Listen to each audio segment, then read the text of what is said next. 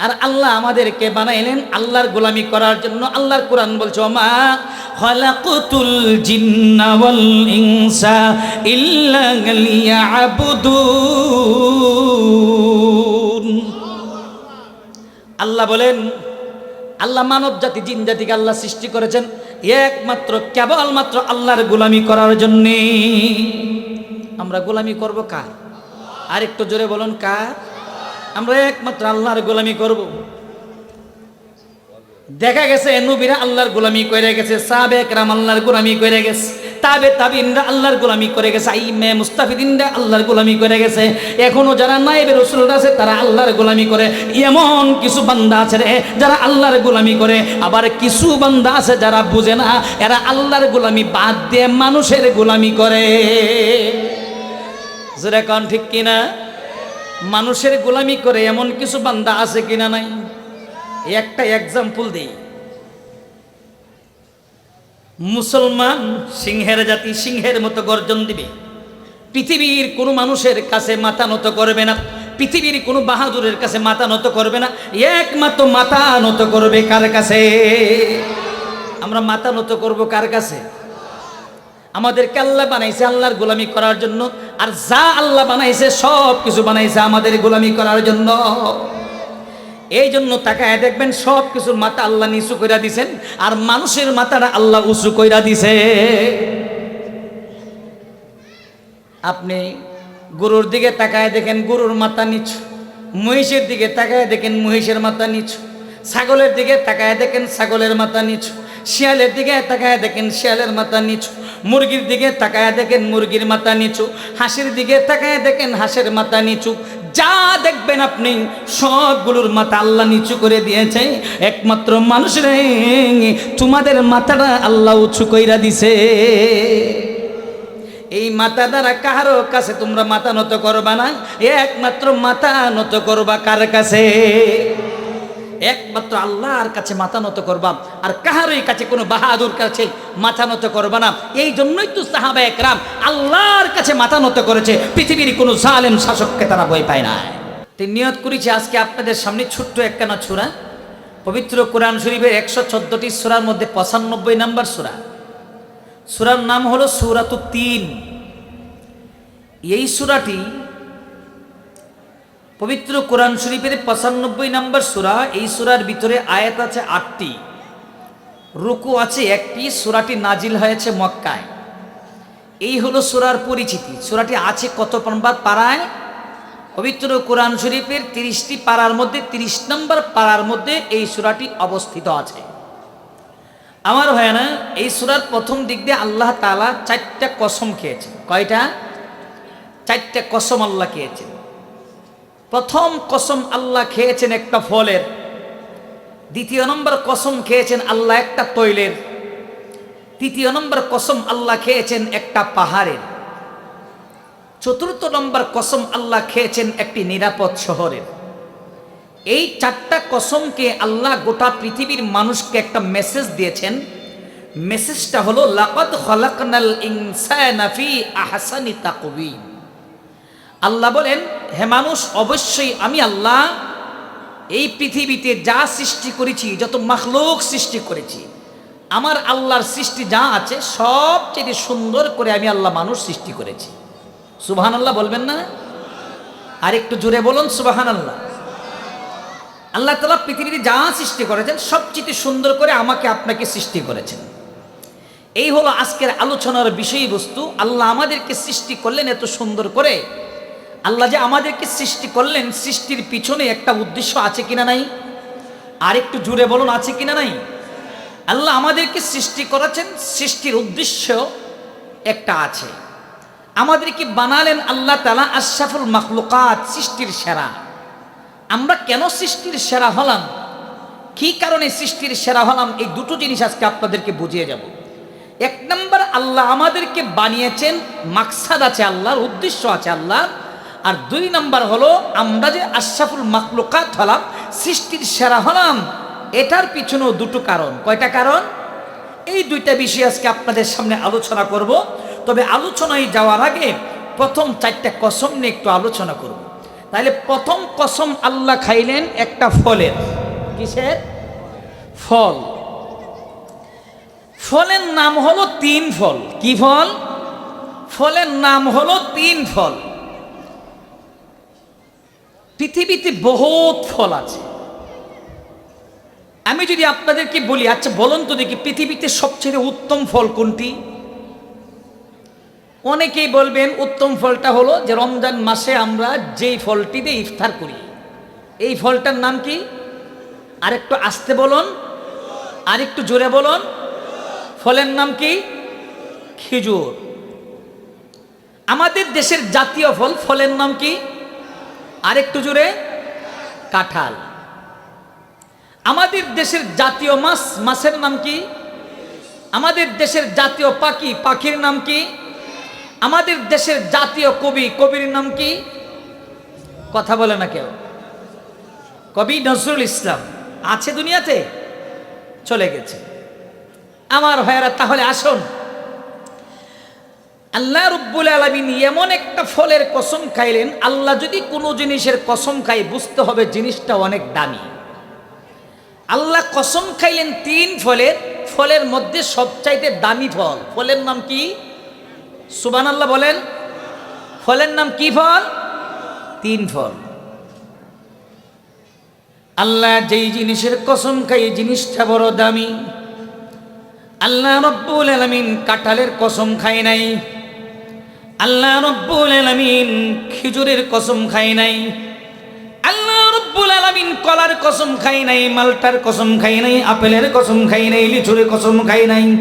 কত ফল আমাদের সামনে আছে, আল্লাহ কোনো ফলের কসম খায় নাই।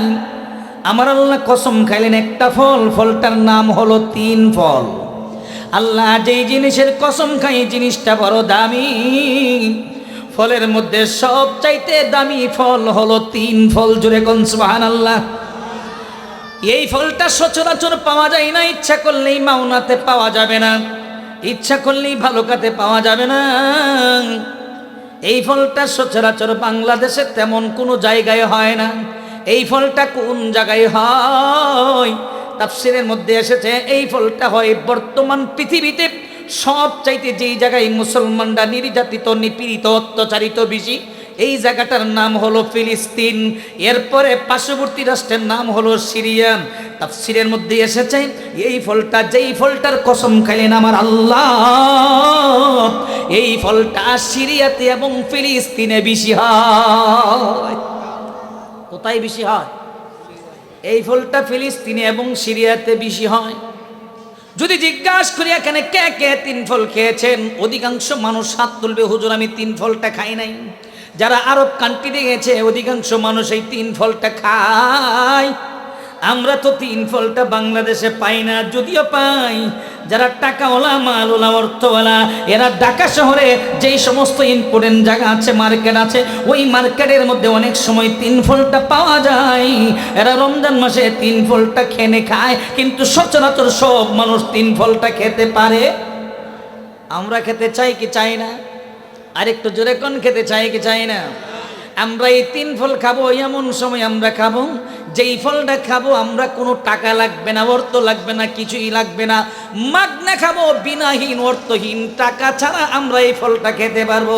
তবে শর্ত হলো যেতে হবে আল্লাহর তৈরি জান্নাতে। জোরে কোন সুবহানাল্লাহ। ফলের মধ্যে আল্লাহ কসম খাইলেন তিন ফলের। চারটা কসম আগে বলি, তারপরে মূল জায়গায় যাব। 2 নম্বর কসম খাইলেন আল্লাহ জাইতুন তৈলের। আমাদের দেশে তৈল আছে সরিষার তৈল, আমাদের দেশে তৈল আছে সয়াবিন তৈল, আমাদের দেশে তেল আছে নারকেল তৈল। আমাদের দেশে একটা তৈল নাই যেই তৈলটা আমাদের দেশে আমদানি হয়, এইটার নাম হলো ডিজেল, এটার নাম হলো কেরাসিন। এই কেরাসিন আমাদের দেশে হয় না, কেরাসিনের খনি আমাদের বাংলাদেশে নাই, এই কেরাসিনের খনি আছে আরব কান্ট্রির মধ্যে। কিন্তু আমার এই দেশটা মানচিত্রের মধ্যে যদিও দেশটা ছোট, লাল সবুজের দেশ, দেশটা যদিও ছোট, কিন্তু এই দেশটার মাটির নিচে আল্লাহ রব্বুল আলামিন অনেক নিয়ামত রেখে দিয়েছে। এর মধ্যে একটা নিয়ামত হলো আল্লাহ গ্যাসের খনি এই মাটির নিচে আল্লাহ রেখে দিয়েছে। জোরে কন্যা সুবহানাল্লাহ। কিন্তু কেরাসিন আসেনি, কথা কয় না, কেরাসিন আছে। আমার আল্লাহ কেরাসিনের কসম খাই নাই, আমার আল্লাহ সয়াবিন তেলের কসম খাই নাই, আমার আল্লাহ সরিষার তেলের কসম খাই নাই, আমার আল্লাহ নারকেল তৈলের কসম খাই নাই। আল্লাহ কসম খাইলেন জাইতুন তৈলের। আল্লাহ যেই জিনিসের কসম খাই, জিনিস বড় দামি, বড় দামি। তৈলের মধ্যে সবচাইতে দামি তৈল জাইতুন তো। জোরে কন্যা সুবহানাল্লাহ। সবচাইতে দামি তৈল, তৈলের নাম কি? ডাক্তাররা গবেষণা করে দেখেছে এই তৈলের মধ্যে আল্লাহ এমন কিছু গুণগান রেখে দিয়েছে। এই তৈল যদি ছোট বাচ্চাদের শরীরের মধ্যে মাইজা দেওয়া হয়, এই তৈল যদি যুবকদের শরীরের মধ্যে মাইজা দেওয়া হয়, এই তৈল যদি বৃদ্ধ বাবাদের শরীরের মধ্যে মাইজা দেওয়া হয়, ডাক্তাররা গবেষণা করে দেখেছে এই তৈল যদি সচরাচর শরীরের মধ্যে দেওয়া হয়, তাহলে শরীরের চামড়ার মধ্যে কোনো ক্যান্সার হবে না। যেটা কন্যা সুবহানাল্লাহ। তাহলে জাইতুন তেল আমাদের ব্যবহার করা দরকার আছে কিনা নাই? ডাক্তাররা বলে জাইতুন তেল দিয়ে সবজি পাকাইবা, জাইতুন তেল খাইবা, সয়াবিন তেল খায় না, জাইতুন তেল খাইবা, জাইতুন তেল ব্যবহার করবা।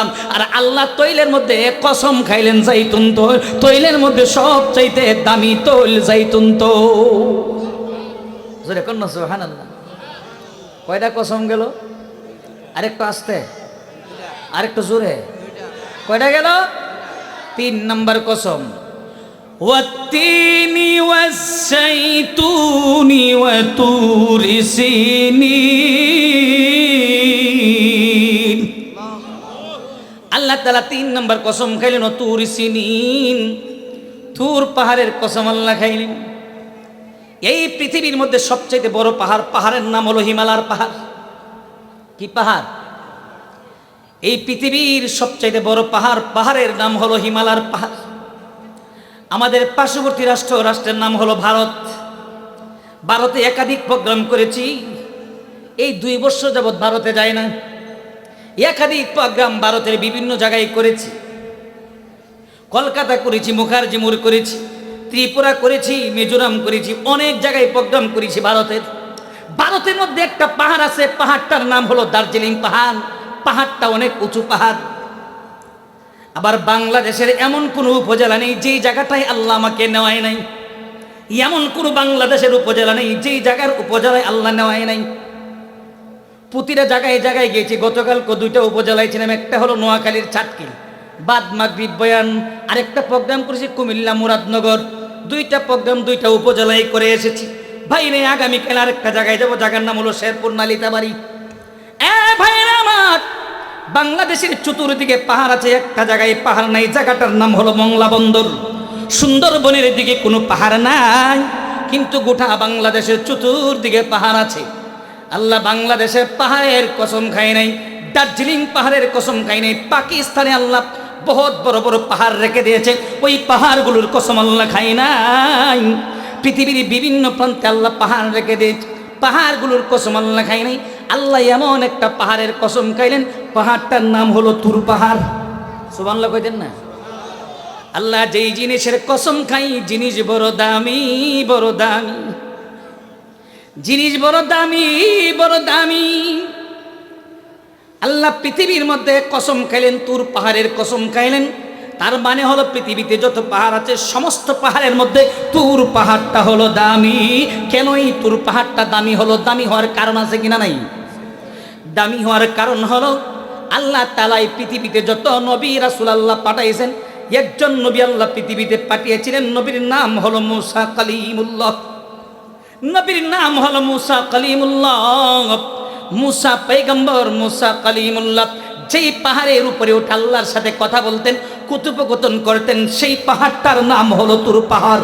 মুসা আলাইহিস সালাম তুর পাহাড়ে উঠা আল্লাহর সাথে কথা বলার কারণে পৃথিবীর মধ্যে পাহাড়ের মধ্যে সবচাইতে দামি পাহাড় হয়ে গেল তুর পাহাড়। আর একটু জোরে কোন সুবহানাল্লাহ। ওয়া তুরি সিনিন। কয়টা কসম গেল? আরেকটু আসতে। ফল গেল, তৈল গেল, পাহাড় গেল। এবার আসলে আমরা 4 নম্বর কসমটার মধ্যে যাই। ওয়াহাদাল বালাদিল আমিন। আল্লাহ রাব্বুল আলামিন 4 নম্বর কসম খাইলেন, একটা নিরাপদ শহরের কসম খাইলেন। নিরাপদ শহর, ঢাকা শহরটা নিরাপদ। ঢাকা শহর নিরাপদ নয়। কেন নিরাপদ নয়?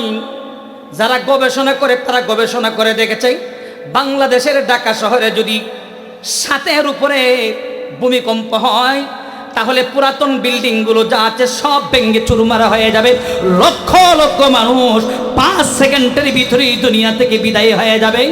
আল্লাহ রাব্বুল আলামিন মাঝে মাঝে আল্লাহ ভূমিকম্প দেয় কি দেয় না? আর একটু আস্তে কম দেয় কি দেয় না? আর একটু জোরে কম দেয় কি দেয় না? আজকেও ভূমিকম্প মাওনাই হয়েছে কিনা? মনে হয় মাওনাই হয় নাই। আমার মসজিদে আমি সকাল 10:38 বাজে, কত 10:38 আমি আমার রুমে দোতলায় শুয়ে আছি, মসজিদের টুঙ্গি বউবাজার। একটু পরে জুমার নামাজ পড়তে যাব, আমার রুমটা এমন ভাবে কাঁপতেছে। আমি ঘুমিয়ে আছি, ফজরের নামাজের সময় নামাজ পড়ে ঘুমালাম। হঠাৎ করে দেখি আমার এই চুকিটা নড়াছড়া করে, ঘুম ভেঙে গেল। তাকায় দেখি বিল্ডিং নড়ে।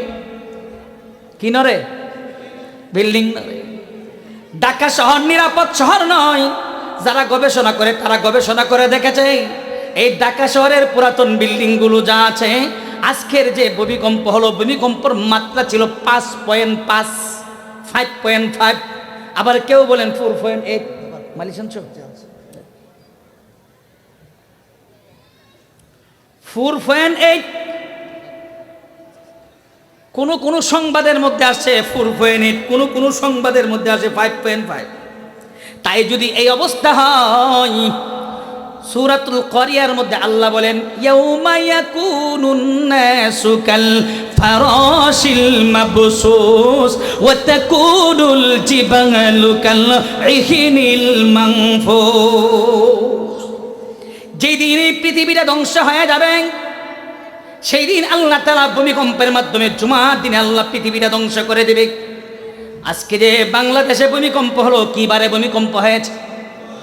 আহারে, তাকিয়ে দেখলাম আমার মসজিদের সামনে 5তলা 10তলা বিল্ডিং থেকে মানুষগুলো নেমে নেমে খালি ময়দানে চলে যাচ্ছে। মার খবর নাই, বৃদ্ধ বাবার খবর নাই, বাচ্চার খবর নাই। বাচ্চা শুয়ে আছে, নিজের জীবন নিয়ে সবাই চিন্তা আছে। আমাকে দুনিয়াতে বেঁচে থাকতে হবে, এই ভূমিকম্প থেকে আমাকে বাঁচতে হবে।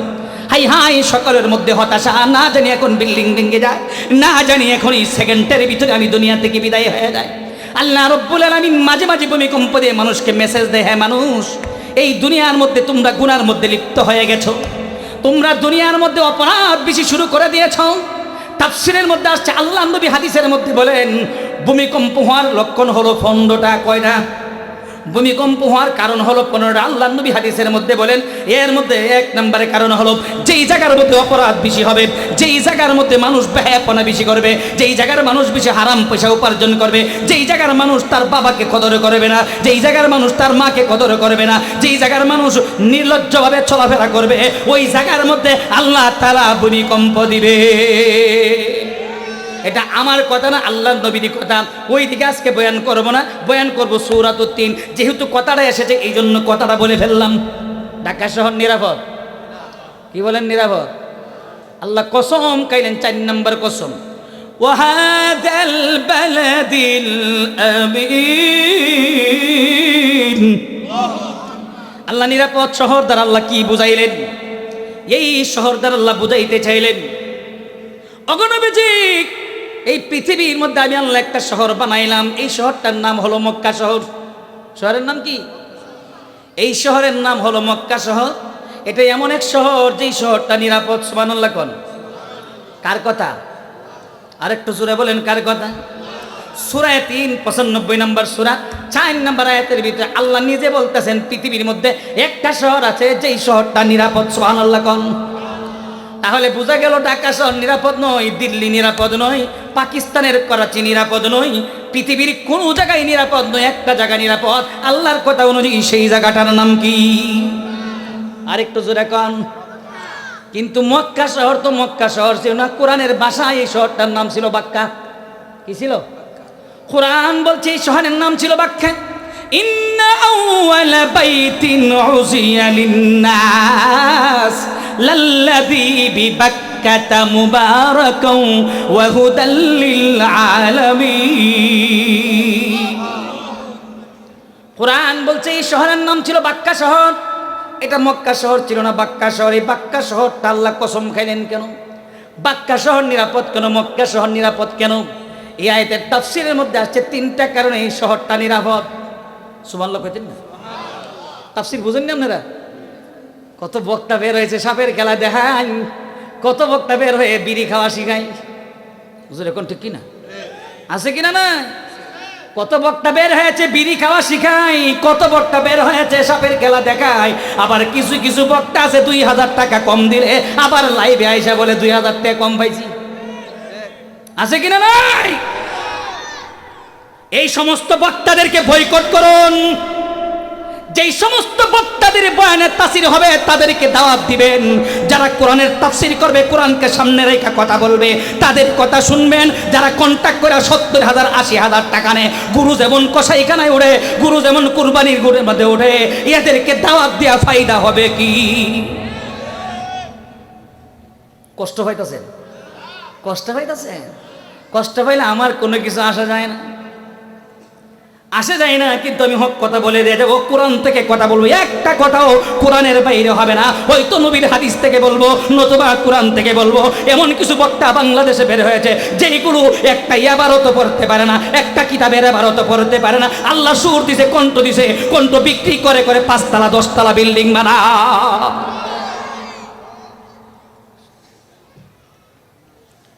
আমার ভাইয়েরা ভালো করে বুঝবেন। আবার উল্লেখযোগ্য ভালো একজন আলেম যদি তার কাছে যায়, যিনি হাদিসের দর্শের মধ্যে হাদিসের কিতাব পড়ায়, বুখারী পড়ায়, তিরমিজি পড়ায়, আবু দাউদ পড়ায়, নাসাই পড়ায়, এক মাদ্রাসার বুখারী পড়ায় শাইখুল হাদিস, ওই কন্ট্রাক্টদারি বক্তার কাছে যখন যায় তখন সে বলে, কি বলে জানেননি? আপনারা আমি চিনি না, একটা শাইখুল হাদিসে চিনে না, মুহাদ্দিসে চিনে না। আল্লাহ কণ্ঠ দিছে, কণ্ঠ বিক্রি করে করে বাজারু গাড়ি দিয়া চলে, আবার বড় বড় শাইখুল হাদিস পর্যন্ত চিনে না। জোরে কোন ঠিক কিনা? এই কষ্ট পাইতেছেন আপনারা? কেডা কেডা কষ্ট পাইতেছে হাত তুলেন তো দেখি। যারা কষ্ট পাইতেছে এরা হলো কন্ট্রাক্টদারি বক্তার পক্ষে। জোরে কোন ঠিক কিনা? আপনাদের একটা বক্তা আছে এই মসজিদের খতিব শাহ ইব্রাহিম কুলিল ব্যস্তবরী। আমি ওনাকে কিশোরগঞ্জ নিয়েছি, পদ্মাম দিয়েছি 4টা, এখন কিশোরগঞ্জ দখল করে নিয়েছি। সুবহানাল্লাহ কই না রে? জিজ্ঞাসা করেন ওনাকে কতটা প্রোগ্রাম কিশোরগঞ্জ আছে। আমি নিছি, ওনাকে চিনাইছি। আমার মানুষ বলে এই লোক ফাইলেন কই? তার নাম ব্যস্তপুরী। হইল কেমনি? এত ব্যস্ত সে? আমি বললাম তার নাম ব্যস্তপুরী, তার বাড়িটা বাংলাদেশের একটা প্রান্তে, জায়গাটার নাম হলো কলমাকান্দা, নাজিরপুর, সেই দুর্গাপুরে একেবারে প্রান্তে তার তবুর, এই জন্য তার নাম ব্যস্তপুর। এর এক পর্যন্ত মানুষ তাকে চিনে না, তার নাম যে ব্যস্তপুরী। আমার ভাইয়েরা কষ্ট পাইতেছেন? কয়টা কসম আল্লাহ খাইলেন? আরেকটা জোরে। শেষ, আর বলবো না, এখন থেকে কোরআন থেকে কথা বলবো। যা বলে ফেলছি বলে ফেলছি। আমার ভাইরা তাহলে ভালো করে বুঝবেন, আল্লাহ তাআলা 4টা কসম খাইলেন। 4টা কসমের 4 নম্বর কসম হলো নিরাপদ শহরের কসম খাইলেন। নিরাপদ শহরের কসম খাওয়ার কারণ কয়টা বলছি? 3টা। কয়টা? 3টা কারণ। 1 নম্বর কারণ, মক্কা শহর দামি হওয়ার 1 নম্বর কারণ, পৃথিবী আল্লাহ বানাইলেন 6 দিনে। সূরাতুল বাকারা 6 দিনে আল্লাহ পৃথিবী বানাইলেন। পৃথিবী আল্লাহ বানাইলেন, পৃথিবীতে কোনো ঘর নাই। মাওনা নামে কোনো একটা দেশই ছিল না, বাংলাদেশ নামে কোনো একটা দেশ ছিল না, গাজীপুর নামে কোনো জেলা ছিল না, ঢাকাই তো ছিল না, ছিল কিছুই ছিল না। গোটা পৃথিবী আল্লাহ বানাইলেন 6 দিনে। 6 দিনে বানাই আল্লাহ পৃথিবীতে একটা ঘর বানাইলেন। পৃথিবীতে কোনো মানুষ নাই, ঘর বানাইলো কে? মানুষই নাই, ঘর বানাইলো কে? আল্লাহ রাব্বুল আলামিন সেই ঘরটা বানাইলেন, যেই জায়গাটার নাম হলো মক্কা শহর। যেই জায়গার মধ্যে আল্লাহ প্রথম ঘর বানাইলেন, এই ঘরটা হলো বাক্কা শহরে। এই ঘরের নাম হলো খানায়ে কাবা, এই ঘরের নাম হলো বাইতুল্লাহ, আল্লাহর ঘর। সুবহানাল্লাহ কইতেন না? আল্লাহ যে কসম খাইলেন, হাযাল বালাদিল আমিন, নিরাপদ শহরের কসম আল্লাহ খাইলেন। এই শহর দ্বারা আল্লাহ বুঝাইতে চাইলেন, নবী গো, আমি আল্লাহ পৃথিবীর মধ্যে একটা শহর বানায় দিলাম, শহরটার নাম হলো মক্কা শহর। এই শহরটা দামি হওয়ার 1 নম্বর কারণ হলো এখানে আমি আল্লাহ সর্বশ্রেষ্ঠ ঘর আমি আল্লাহ এখানে নির্মাণ করলাম। আমি আল্লাহ বানাইছি, আমি আল্লাহ তো বানাই নাই, কোনো মানুষও বানাই নাই, আমি আল্লাহ ফেরেশতাদের মাধ্যমে এই ঘরটা বানাইছি। জোরে কোন সুবহানাল্লাহ। ফেরেশতাদের মাধ্যমে আল্লাহ ঘর বানাইলেন। এটা এমন এক ঘর, যেই ঘরের মধ্যে হাজিরা দিলে, যেই ঘরের মধ্যে গিয়ে লাব্বাইক বললে, লাব্বাইক লাব্বাইক আল্লাহুম্মা লাব্বাইক ইন্নাল হামদা ওয়ান নি'মাতা লাকা ওয়াল মুলক লা শারীকা লাক, আল্লাহু আকবার। যখন গিয়ে বাইতুল্লাহর সামনে গিয়ে লাব্বাইক বলেন, টাকা যদি হালাল হয়, টাকা যদি হারাম না হয়, টাকা যদি হালাল হয়, হালাল পন্থায় যদি টাকা উপার্জন করে বাইতুল্লাহতে যায়, আর সেখানে আল্লাহর ঘরে জিয়া দুই বেলা আল্লাহ বাইক লাব্বাইক, আল্লাহ তখন বলে ইয়া আবদি, হে আমার বান্দা কেন ডাকো বলো। বান্দা তখন বলে আল্লাহ ৬,০০০ কিলোমিটার দূর থেকে এসেছি। কত হাজার?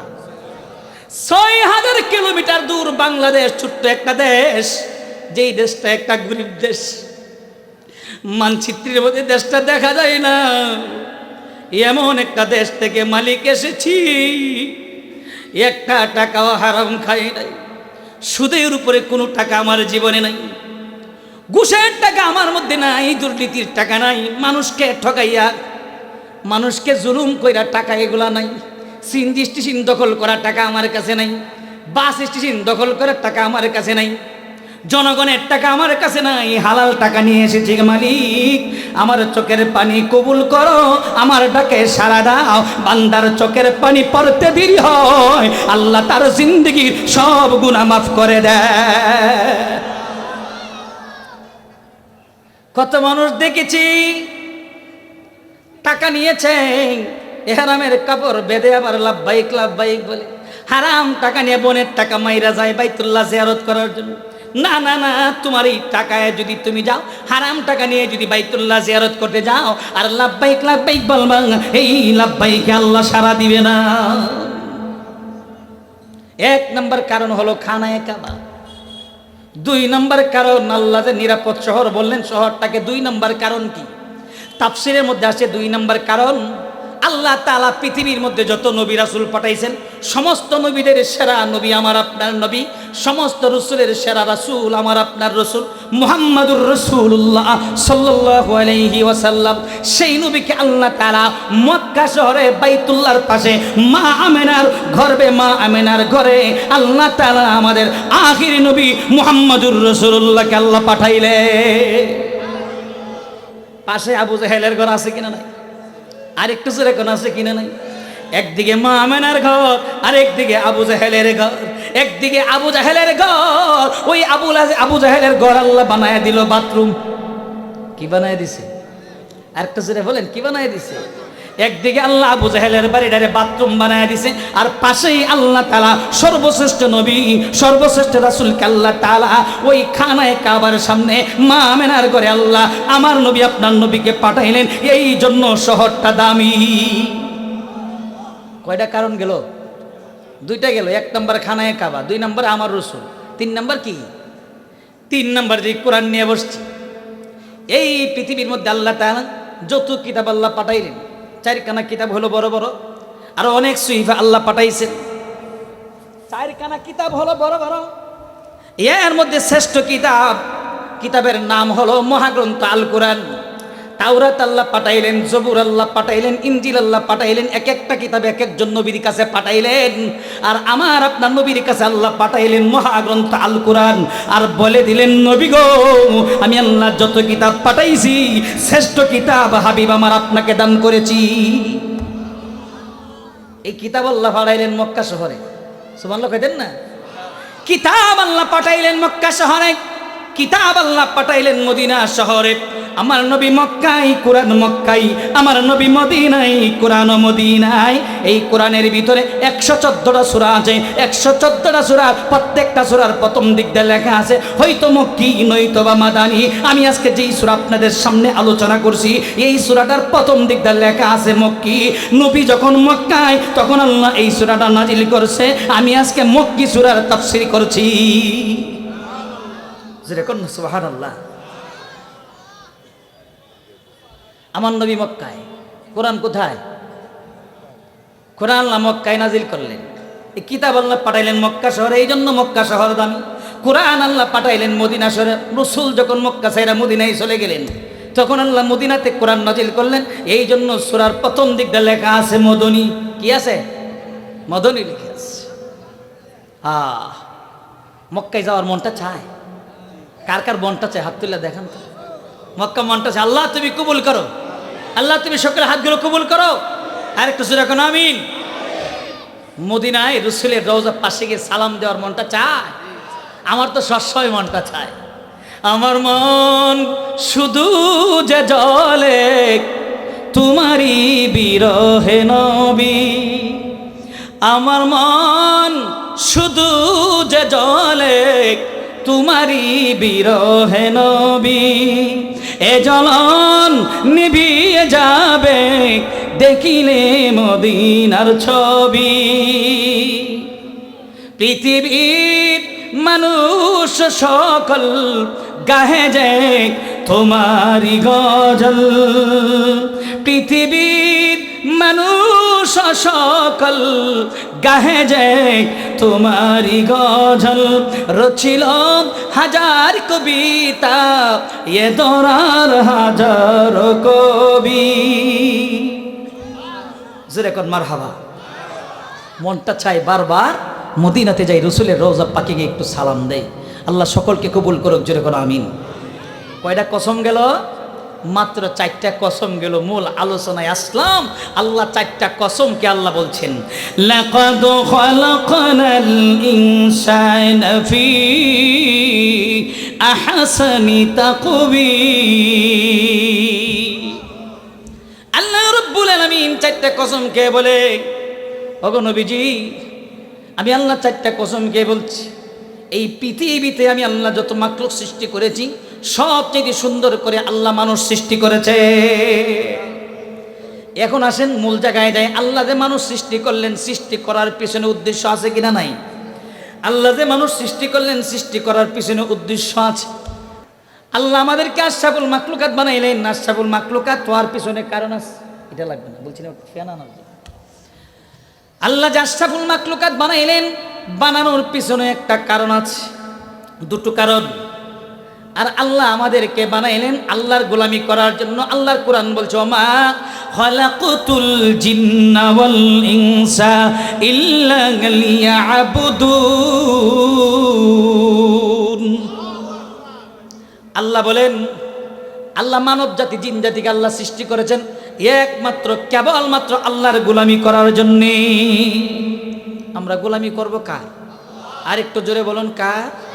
আমরা একমাত্র আল্লাহর গোলামি করব।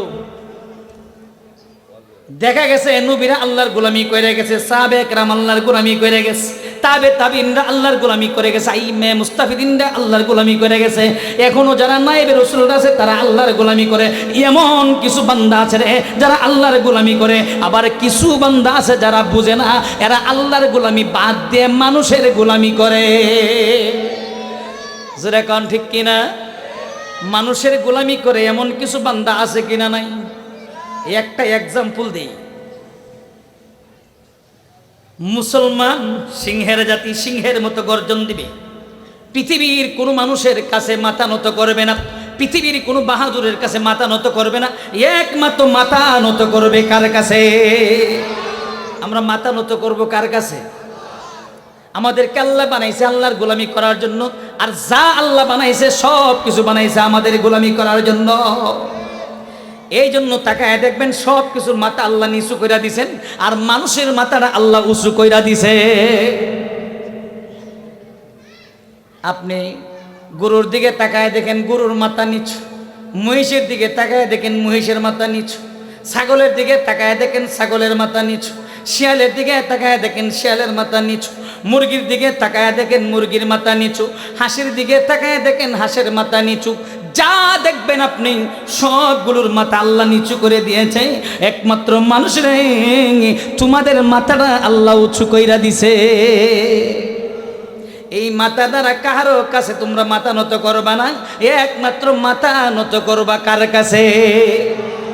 একমাত্র আল্লাহর কাছে মাথা নত করবা, আর কাহারই কাছে কোনো বাহাদুর কাছে মাথা নত করবা না। এই জন্যই তো সাহাবা একরাম আল্লাহর কাছে মাথা নত করেছে, পৃথিবীর কোনো জালেম শাসককে তারা ভয় পায় না। যদি কন্যা সুবহানাল্লাহ। শুধু একটা এক্সাম্পল দিই আপনাদের সামনে, তাও সাহাবীদের ঘটনা ছোট্ট করে বলছি। রসুলের একজন সাহাবী নাম হলো খলিফাতুল মুসলিমিন হযরত ওমর রাদিয়াল্লাহু তাআলা। ওমর রাদিয়াল্লাহু যখন খেলাফতের আসনে বসছে, তখন পৃথিবীর সুপার পাওয়ার রাষ্ট্র হলো ইটালি এবং ফ্রান্স। ইটালির রাজধানী হলো রোম, আর ফ্রান্সের রাজধানী হলো পারস্য। বর্তমান পৃথিবীর সুপার পাওয়ার রাষ্ট্র তিনটা রাষ্ট্র, এর মধ্যে 1 নম্বরে আমেরিকা, 2 নম্বরে রাশিয়া, 3 নম্বরে চীন, আর যদি 4 নম্বর ধরেন তাহলে ভারতকে ধরতে হবে। এই রাষ্ট্রগুলো পৃথিবীর মধ্যে সুপার পাওয়ার রাষ্ট্র বর্তমান পৃথিবীতে। খলিফাতুল মুসলিমিন ওমর রাদিয়াল্লাহু খেলাফতের আসনে, তখন পৃথিবীর সুপার পাওয়ার রাষ্ট্র হলো ইটালি এবং ফ্রান্স। ইটালি এবং ফ্রান্স এই দুটা রাষ্ট্রের কাজই হলো মুসলমানদের বিরুদ্ধে লেগে থাকা। আমেরিকার কাজই হলো মুসলমানদের বিরুদ্ধে লেগে থাকা, ভারতের কাজই হলো মুসলমানদের বিরুদ্ধে লেগে থাকা। কারণ ইসরায়েল যখন ফিলিস্তিনি মুসলমানদেরকে মারে, গণহারে হত্যা করে, তখন আমেরিকাই সাপোর্ট করে, ভারতই সাপোর্ট করে। জোরে কণ্ঠে কিনা? খলিফাতুল মুসলিমিন ওমর রাদিয়াল্লাহু গরম মানুষ না নরম মানুষ? আর একটু জোরে বলুন, নরম মানুষ না গরম মানুষ? খলিফাতুল মুসলিমিন ওমর রাদিয়াল্লাহু গরম মানুষ।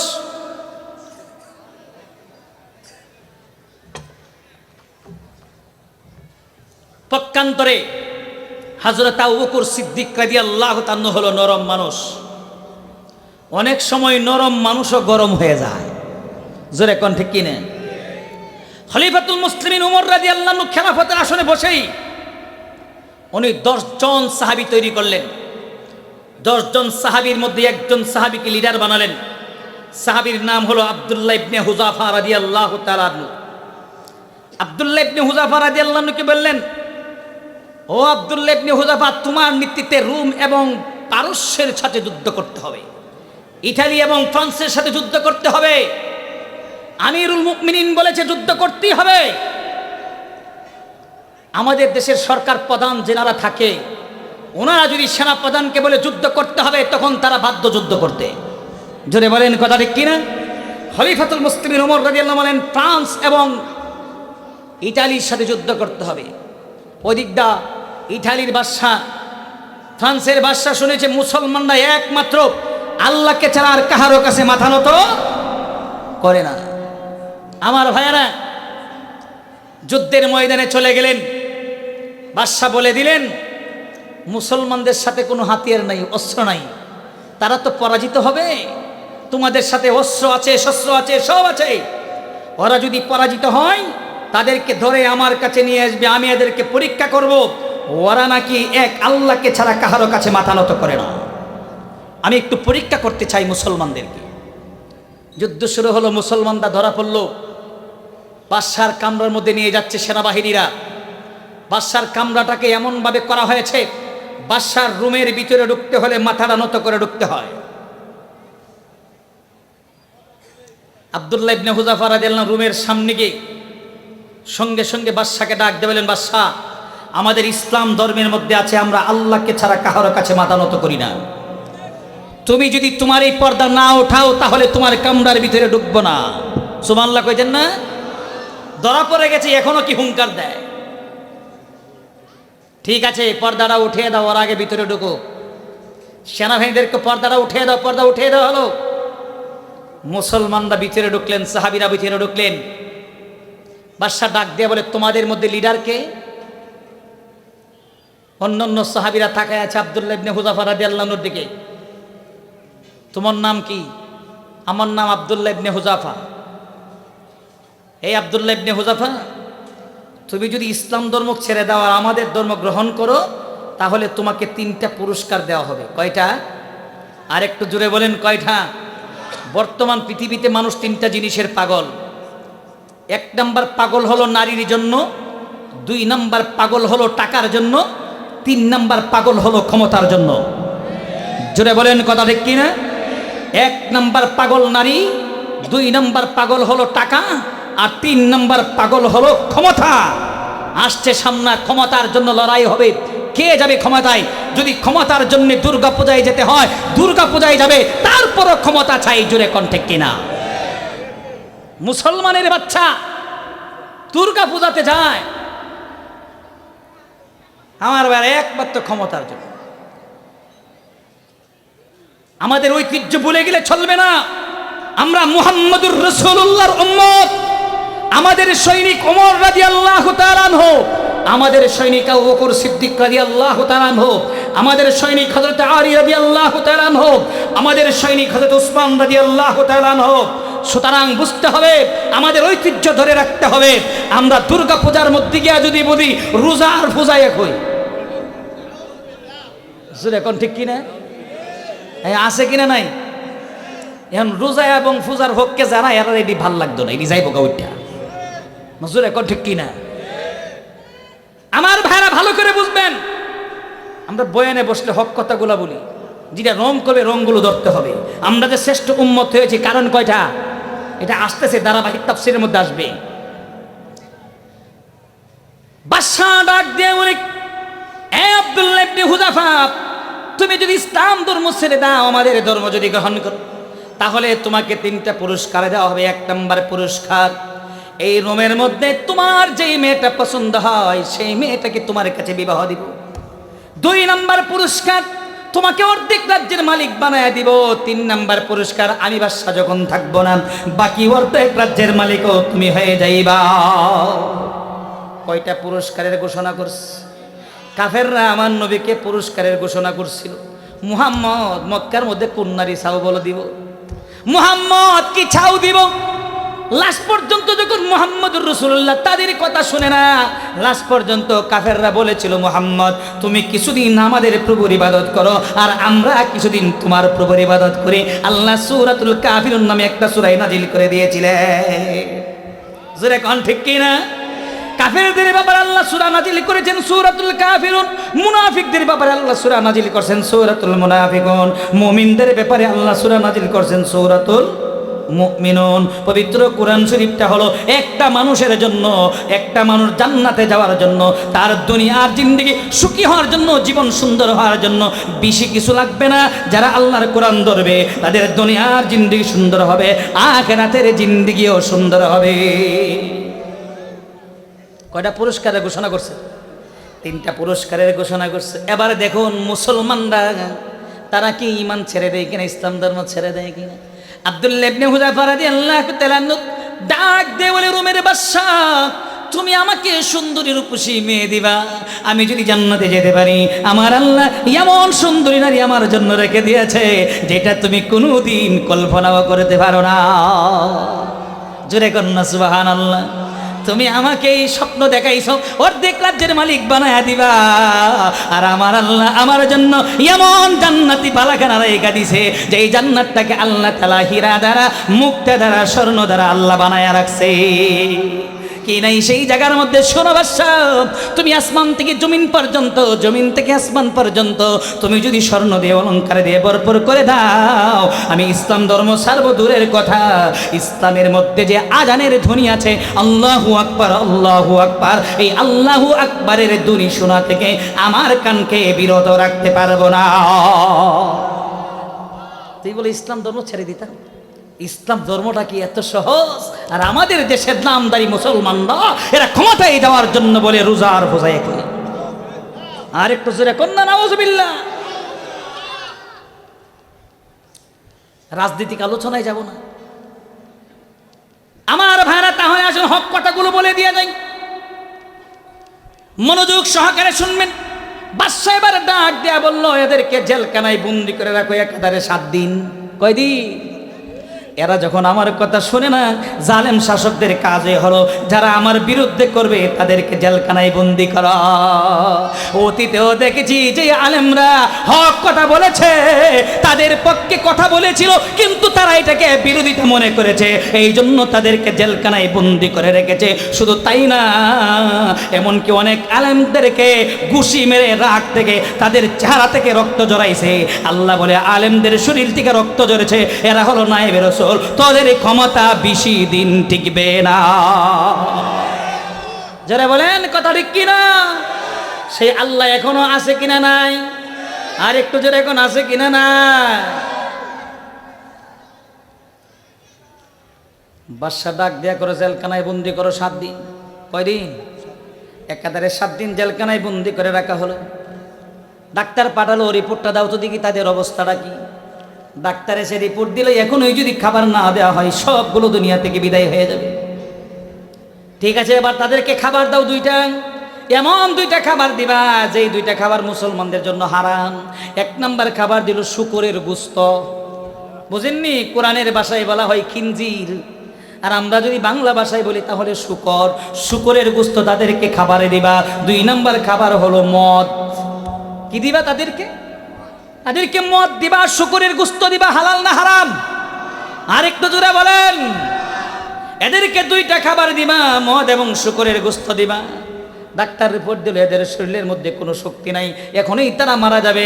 2 জন লোক পাঠিয়ে দেওয়া হলো শুকরের গোশত এবং মদ দিয়া। যেই 2টা লোক তারা জেলখানার ভিতরে ঢুকলো, মুসলমানরা শুকরের গোশত দেইকা মদ দেইকা 2টা লোককে গণদোলাই দিয়ে দুনিয়া থেকে বিদায় করে দিল। আর একটু জোরে কন্যা সুবহানাল্লাহ।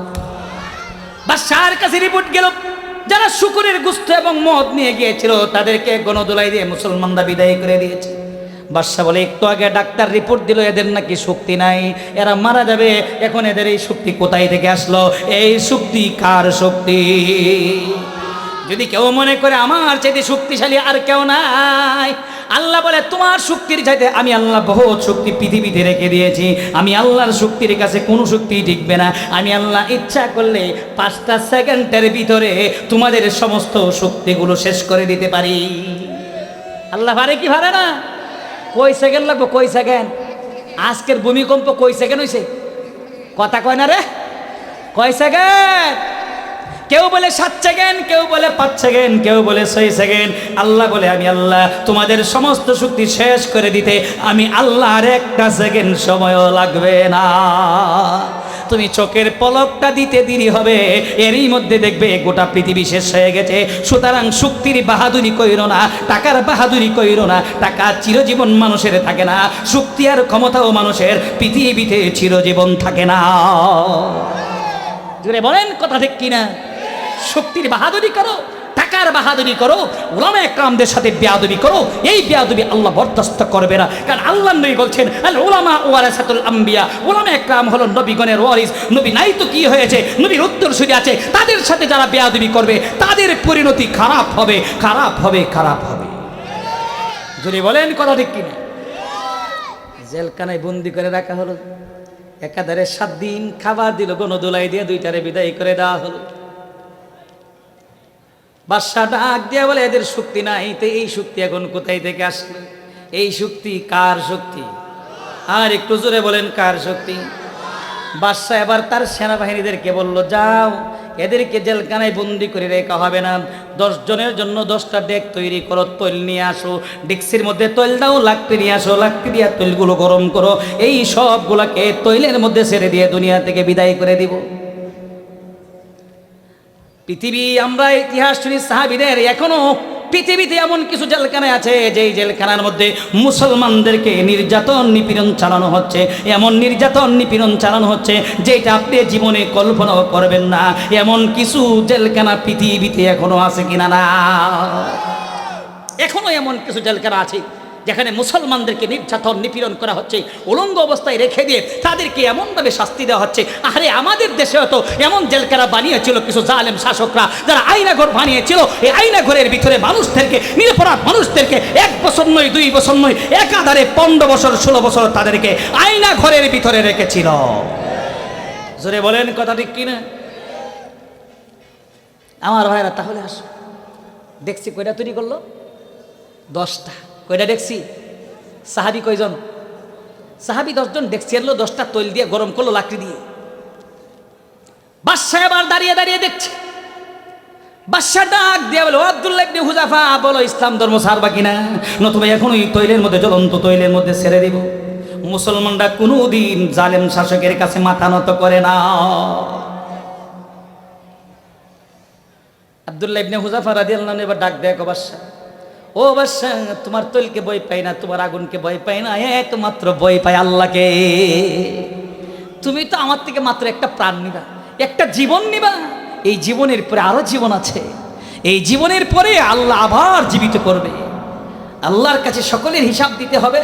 তুমি যে জুলুম অত্যাচার করছো আমাদের উপরে, টর্চারিং করছো, এর জন্য আল্লাহর কাছে তোমাকেও জবাবদেহি করতে হবে। এই জালেম শাসকটা কি এই ঘটনাগুলো শুনে না? এই কিতাবের ঘটনাগুলো কি শুনে না? সূরাতুল বুরুজের তাফসীর কি জালেম শাসকরা শুনে না? সূরাতুল ফিলের তাফসীর কি জালেম শাসকরা শুনে না? শুনলে কি হবে? এদের যে আল্লাহ খতামাল্লাহু আলা কুলুবিহিম ওয়া আলা সামঈহিম ওয়া আলা আবসারিহিম গিশাওয়া, আল্লাহ তাদের কর্ণ কুফরের মধ্যে মোহর মাইরা দিছে। এই ঘটনা শুনলেও বিশ্বাস করে না।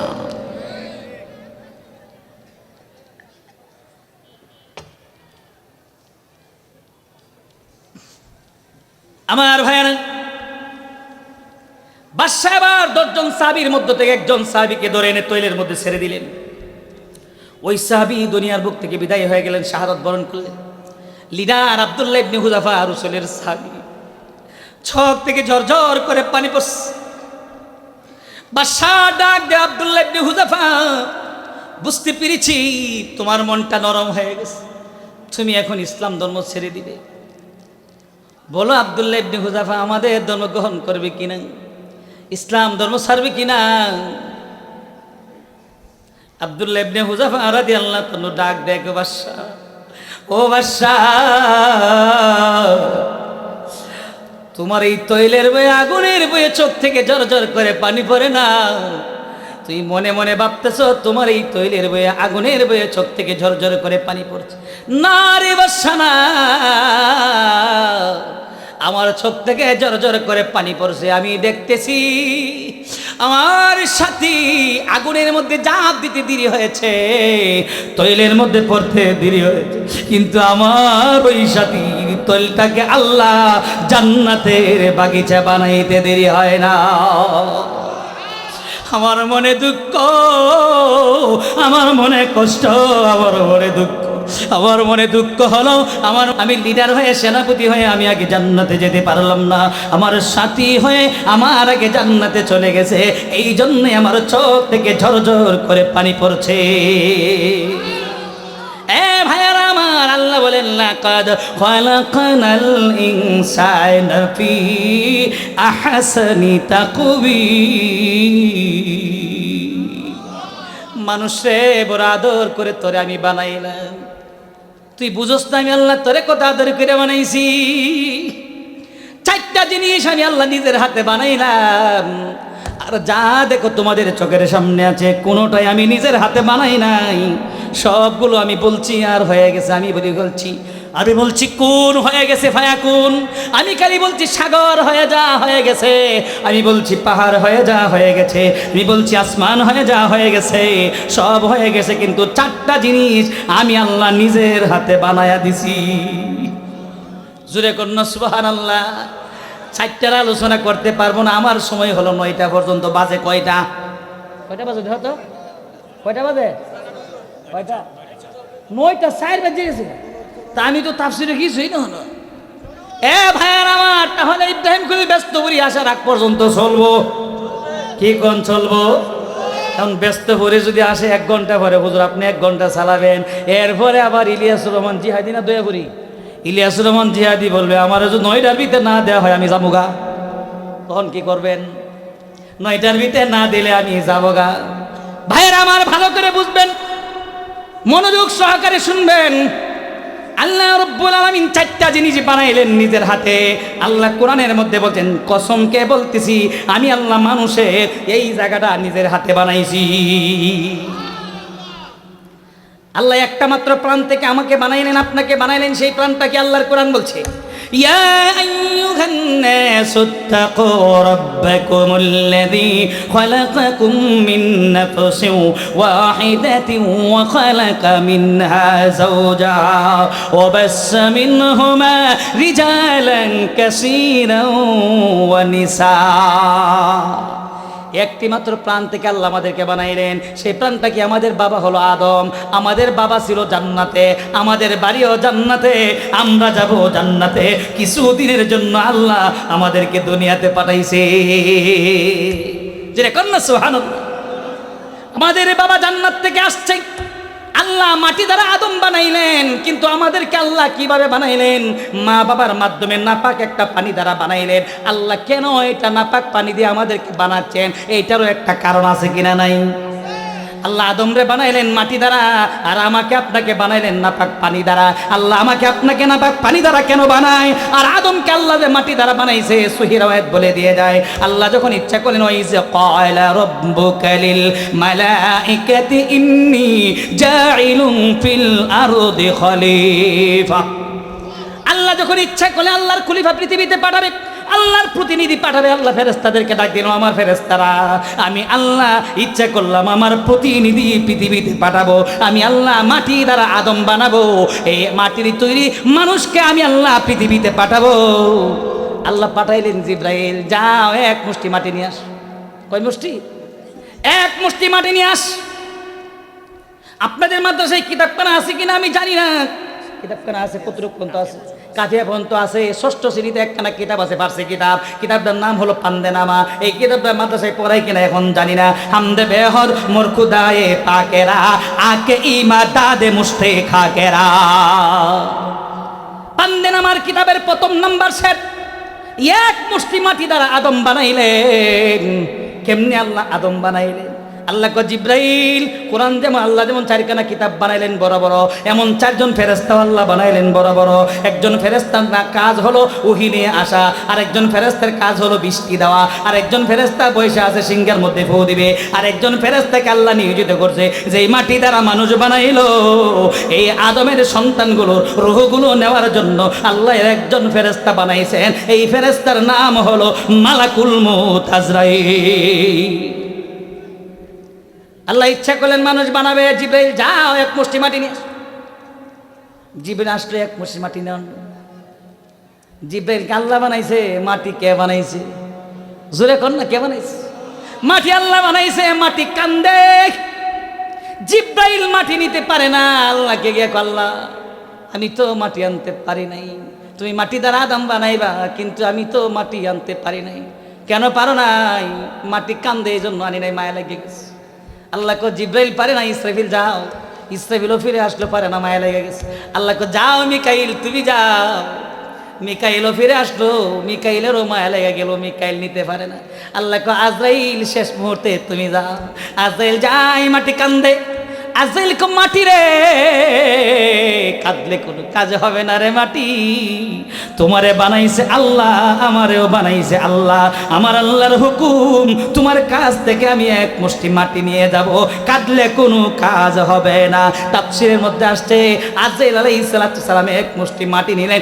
এক মুষ্টি মাটি 40 মণ মাটি। সুবহানাল্লাহ কইতেন না? আরেকটু জোরে কর না, সুবহানাল্লাহ। এক মুষ্টি মাটি দ্বারা আল্লাহ আদম বানাইলেন।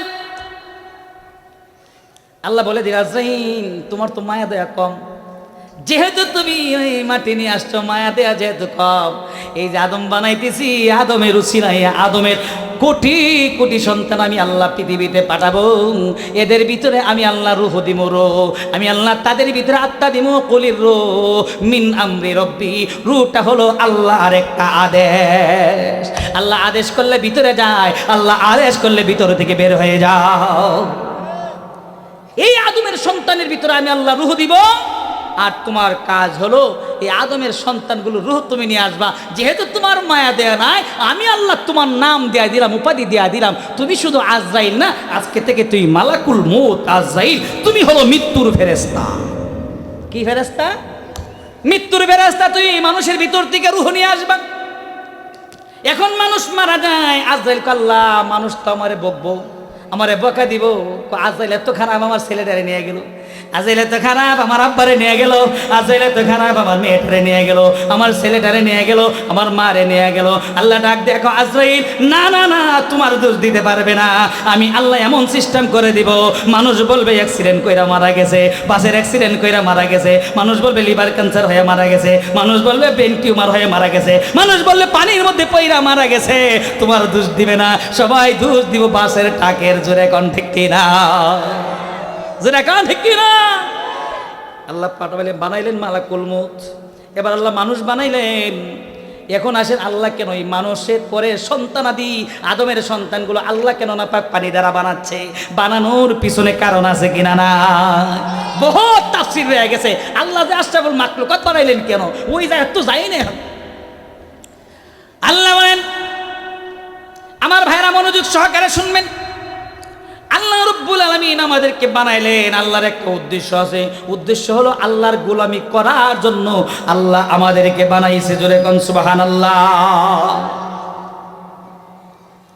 এখন আল্লাহ যে আমাদেরকে বানাইলেন নাপাক পানি দ্বারা, কেন আল্লাহ বানাইলেন?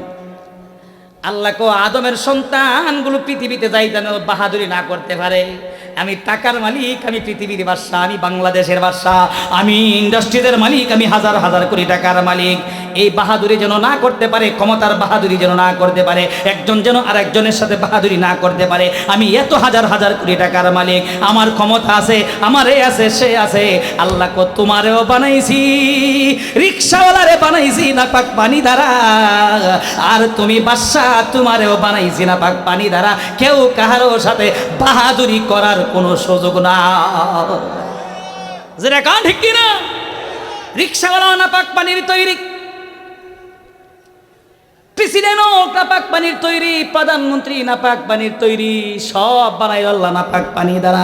কেন বানাইছে? যেন দুনিয়াতে বাহাদুরি না করতে পারে। যেরকম সুবহানাল্লাহ। এই জায়গায় শেষ করে দেয়, সামনে একটু আগায়। আল্লাহ আশরাফুল মাখলুকাত কেন বানাইলো আমাদেরকে?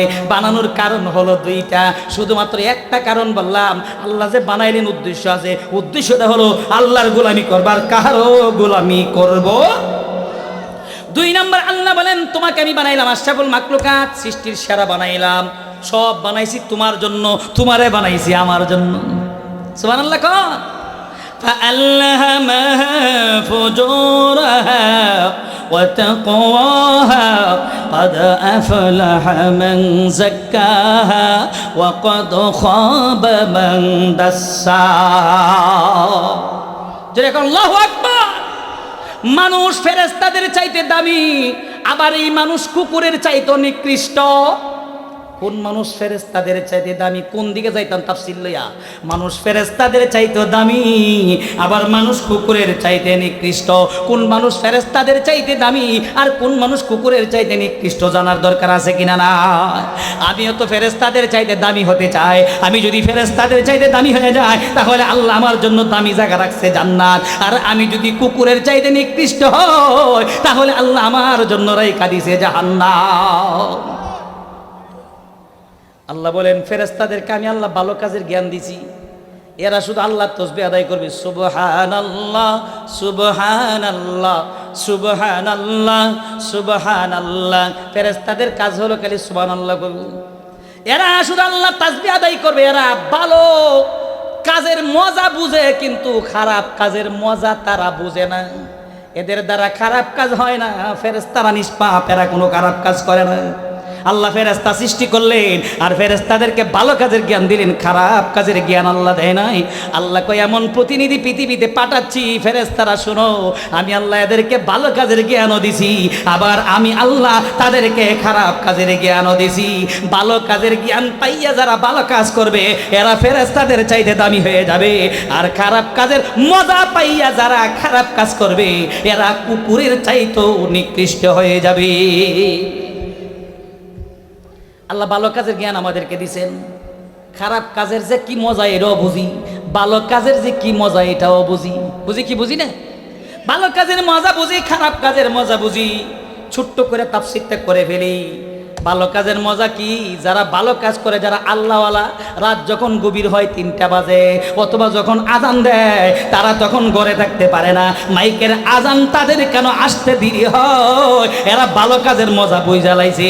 ভালো কাজের মজা দিলে বুঝে ফেলেছে, এই জন্য তারা ঘরে থাকতে পারে না, রাস্তাঘাটে থাকতে পারে না। এমনকি ইন্ডাস্ট্রিজের মধ্যে যদি চাকরি করে, এমনকি গার্মেন্টসের মধ্যেও যদি চাকরি করে, যারা সুপারভাইজার থাকে তাদেরকে, ও সুপারভাইজার আমাকে একটু সুযোগ দাও, মসজিদে আজান দিয়েছে, আমাকে একটু সুযোগ দাও, আমি যে আজানটা শোনার পরে থাকতে পারি না, আমাকে একটু নামাজ পড়ার সুযোগ দিয়া দাও।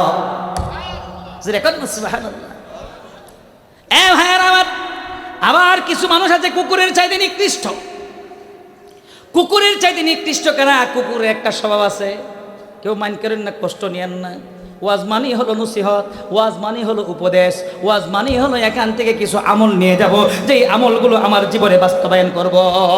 যদি এখন না সুবহানাল্লাহ আমার বাবা, তাহলে আসুন, কুকুরের চাইতে নিকৃষ্ট কারা?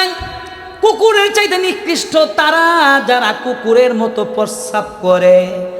কুকুর কিন্তু বৈশা বৈশা প্রস্রাব করে না, কুকুর কিন্তু দাঁড়ায়া দাঁড়ায়া প্রস্রাব করে। সমাজের মধ্যে এমন কিছু যুবক আছে রে, যেই যুবকগুলো কুকুরের মতো দাঁড়ায়া দাঁড়ায়া প্রস্রাব করে, এরা কুকুরের চাইতো নিকৃষ্ট। কষ্ট পায়েন না, কষ্ট পায়েন না। হাদিসের মধ্যে আসছে, নবীজি বলেন মৃত্যুর পরে যখন কবরে রাখা হবে, সর্বপ্রথম কবরের মধ্যে যেই কারণে শাস্তিরা দেওয়া হবে, সেই শাস্তিরা হলো যারা প্রস্রাব করার পরে ডিলা কুলুক ব্যবহার করে না, প্রস্রাব করার পরে যারা পানি ব্যবহার করে না, অপবিত্র যারা থাকে, তাদেরকে কবরের মধ্যে সর্বপ্রথম শাস্তিরা দেওয়া হবে। এখন বুঝে থাকলে বলুন, ডিলা কুলুক ব্যবহার করার দরকার আছে কিনা নাই? পানি ব্যবহার করার দরকার আছে কিনা নাই? শেষ করে দিচ্ছি, লাকাদ খালাকনাল ইনসানা ফি আহসানি তাকওয়িম। 4টা আয়াত চলছে, আরো 4টা আয়াত রয়েছে। এই 4টা আয়াত আজকে আর পারবো না, ব্যস্ত হয়ে আইসা গেছে। এখন এমন ব্যস্ত হয়ে যাবে, ব্যস্ততার কারণে সব মানুষ জান্নাতের বাগানে ঢুকে যাবে। যেরকম না সুবহানাল্লাহ, আরেকটু যেরকম সুবহানাল্লাহ। আমার ভাইরা, তাহলে আসুন, মানুষ আশরাফুল মাখলুকাত হইল কেন? আর আল্লাহ নিজের হাতে 4টা জিনিস বানাইছে। কয়টা? একটা বললাম, একটা মানুষকে বানাইছে, আরো 3টা জিনিস আল্লাহ বানাইছে। ওইটা আজকে রাখলাম। আল্লাহ কেন আশরাফুল মাখলুকাত বানাইলো? বানানোর কারণ কি? কুনতুম খায়রা উম্মাতিন উখরিজাত লিন্নাস তা'মুরুনা বিল মা'রুফ ওয়া তানহাউনা আনিল মুনকার ওয়া তু'মিনুনা বিল্লাহ। আল্লাহর কোরআন বলছে, আল্লাহ আশরাফুল মাখলুকাত বানানোর কারণ হলো 2টা। 1 নাম্বার, হে মানুষ, তুমি সৎ কাজের আদেশ করবে, আবার অসৎ কাজের নিষেধ করবে। তুমি সৎ কাজের আদেশ করবা, অসৎ কাজের নিষেধ করবা। শুধু আল্লাহর হুকুম মানো, নবীর তরিকায় চলো, দুনিয়াতে শান্তি, আখিরাতে শান্তি। শুধু এই কথা বললেই হবে না। তোমার চোখের সামনে যদি কেউ অপরাধ করে, তোমার চোখের সামনে যদি কেউ সুদ খায়, তোমার চোখের সামনে যদি কেউ ঘুষ খায়, তোমার চোখের সামনে যদি কেউ নেশা করে, তাহলে ওই অবস্থায় আল্লাহ নবী বলে, তুমি তাকে বাধা দাও। পারলে হাত দ্বারা বাধা দাও, না পারলে মুখ দ্বারা বাধা দাও। তাও যদি না পারো, তাহলে তুমি অন্তর থেকে ঘৃণা করো। তবে শুনে রাখো, অন্তর থেকে ঘৃণা করাটা হলো দুর্বল ইমানের লক্ষণ। এই জন্য আমার ভাইয়ারা, আমরা আশরাফুল মাখলুকাত হওয়ার কারণ কয়টা? 2টা। 1 নাম্বার সৎ কাজের আদেশ, 2 নাম্বার অসৎ কাজের নিষেধ। আমরা শুধু নামাজ পড়ো, রোজা রাখো, হজ করো, যাকাত দাও, এই কথা বলবো না। যারা অন্যায় করে সমাজের মধ্যে, তাদেরকে বাধা প্রদান করব কি করব না? আল্লাহ আমাদেরকে তৌফিক দান করে, জোরে কোন আমিন। এই 4টা আয়াতের আংশিক তাফসীর করলাম। 2টা হাদিস দিছিলাম, গুরুত্বপূর্ণ 2টা হাদিস, এমন 2টা হাদিস দিছিলাম। সময় খুব স্বল্প, টাইম মেনটেন করতে হবে, 2টো হাদিসের আলোচনা করা যাবে না। আরেকটা বিষয় বলেছিলাম, আল্লাহ নিজের হাতে 4টা জিনিস বানাইছে। আল্লাহ মানুষ বানাইছে। কি বানাইছে? মানুষ বানাইছে। আরো 3টা জিনিস বানাইছে। আল্লাহ আমাদেরকে যে কথাগুলো বলেছি, কথাগুলোর উপর আল্লাহ আমাদেরকে আমল করার তৌফিক দান করুক। ওয়া আখির দাওয়ানা আলহামদুলিল্লাহি রাব্বিল আলামিন। আসসালামু আলাইকুম ওয়া রাহমাতুল্লাহি ওয়া বারাকাতুহু।